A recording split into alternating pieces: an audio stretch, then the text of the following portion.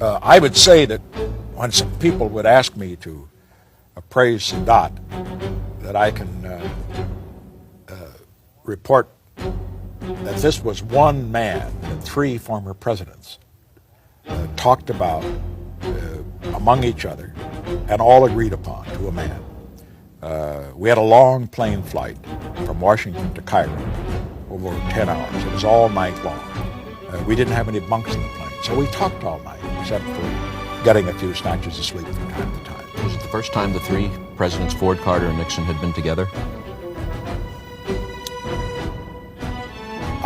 It was the first time, not really the first time, no. It was the first time that Ford, Carter, Nixon, and Reagan had been together. The first time we were together was at Humphrey's funeral. We were there, although we'd never had any talks then. This is the first time we'd ever had a talk. So all night long we talked about Sadat and the Mideast and what he meant. We agreed that he was one of the most intelligent men we'd ever met. We had agreed that he was one of the boldest and most courageous men. And we agreed, too, that he had shown great vision in looking over the problems of the moment, looking to the future, in making his trip to Jerusalem and agreeing to what he did to Camp David. But I knew him in another respect that the other two did not know. And I told them this in the plane, and I thought they were quite moved by it.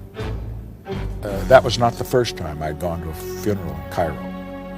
It was only about a year before that I'd gone to the Shah's funeral, which was in Cairo. And when I was there, I was the only dignitary of any rank who came to the Shah's funeral, because here the Shah, who before everybody was bowing and scraping before him, the heads of state and government and so forth, because he was rich and powerful and so forth, and now they all avoided him because he was out of power.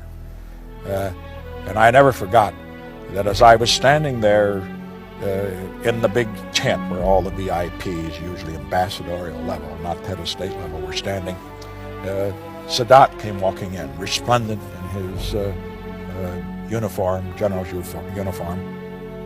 He saw me, and his eyes lit up, and he walked over, held both hands out, and he said, "How good of you to come. How good of you to come."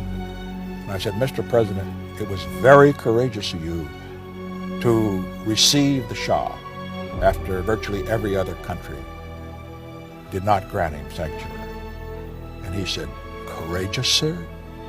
It isn't courageous to stand up for a friend." And that loyalty went further than that even. I remember I had a long talk with him after the funeral up at Alexandria, that is the Summer Palace. And we were talking far into the night. And when we were talking about what had happened at Camp David and so forth, he referred to his friend, Jimmy Carter. Now, let's understand when this was. This was at a time, before the elections in 1980, when Carter's stock was very, very low, when it appeared that Reagan was going to win, and when he knew I was for Reagan, because I told him so, and told him that I thought Reagan would be very reasonable toward him, despite the fact that he was a little concerned that Reagan seemed to be totally pro-Israel, as he had in some of his statements. But he refused the opportunity to do what most politicians used to do, to say what he thought I might want to hear, that Carter was not all that good. He said, "My friend, Jimmy Carter." Now that's Sadat. That's quite a man.